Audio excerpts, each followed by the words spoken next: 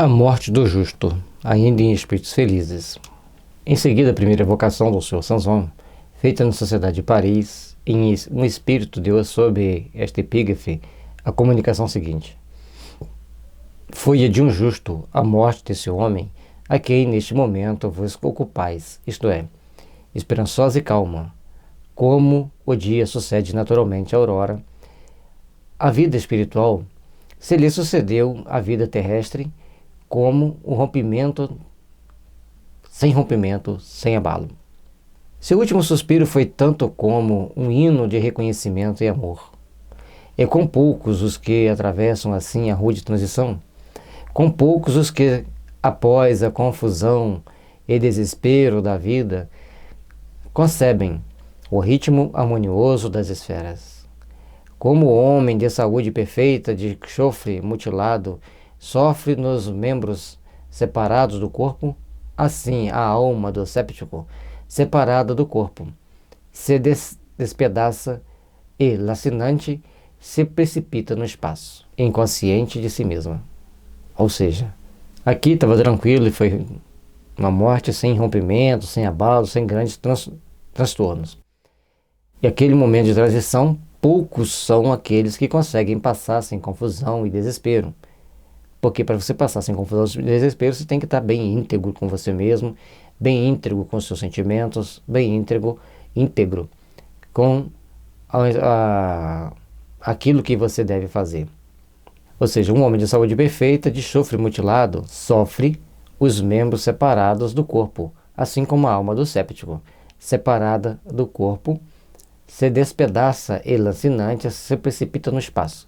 Ou seja, se você for muito séptico, se você for muito crítico das coisas espirituais, for muito incrédulo também, é como uma pessoa sofrendo um grande choque, na hora da morte, sofrendo grandes mutilações.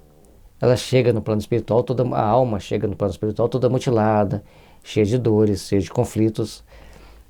E assim também é uma pessoa que é incrédula, ou seja, uma pessoa tão saudável que sofre um acidente brusco, que ele fere totalmente, ele vai chegar no plano espiritual sentindo todas aquelas sensações. E o séptico também vai ter uma série de dificuldades, tal qual quem sai de chofre do corpo. Orai por essas almas perturbadas, orai por todos os sofredores, que a caridade não se restringe à humanidade visível, mas deve socorrer e consolar os habitantes do espaço. Disso tiveste a prova evidente na súbita conversão desse espírito, tocado pelas preces espíritas sobre o túmulo do homem de bem que vindes interrogar e que deseja fazer-vos progredir no bom caminho. Então, esse espírito que está dando comunicação, ele estava lá no cemitério e na hora que foi feita a prece pelo Sanson, ele se sente tocado pelaquela prece, se sente comovido e subitamente ele se transforma, buscando então trabalhar e progredir e ajudar aquelas pessoas que ali estavam a progredir também. O amor não tem limites. Enche o espaço e dá e recebe mutuamente as suas divinas consolações. Também o mar se desenrola numa perspectiva infinita, cujo espetáculo deslumbra o espírito, parecendo confundir-se com o seu limite com os céus. Dão duas grandezas que se extremam. Ou seja, ele mostra que quando a gente começa a desenvolver o sentimento de amor, irradiar um sentimento de amor, a gente começa a envolver e a lançar sobre o nosso caminhar, em torno de nós, vibrações, luzes, que vão fazer com que a gente possa, então, ter os bons sentimentos, envolvendo a todos. E como ele faz a comparação? Simples. Ao você contemplar o mar, parece que o mar e o céu vão se unir em algum lugar. Mas, na realidade, não tem limite.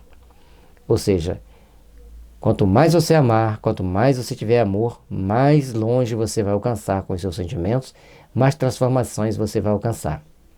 Pois bem, assim é o amor, pois, profundo que as ondas, mais profundo do que as ondas, mais infinito que o espaço.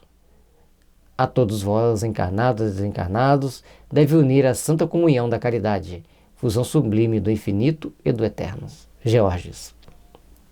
construir esse sentimento de amor, irradiando por todos os lados, irradiando por todos os caminhos, por todos os horizontes, vai fazer com que nós estejamos sempre mais fortalecidos, mais engrandecidos no sentimento de amor e de paz. A alusão ao espírito Bernard, que se manifestou espontaneamente no dia das exéquias do Sr. Sanson. A Revue de maio de 1862, na página 132.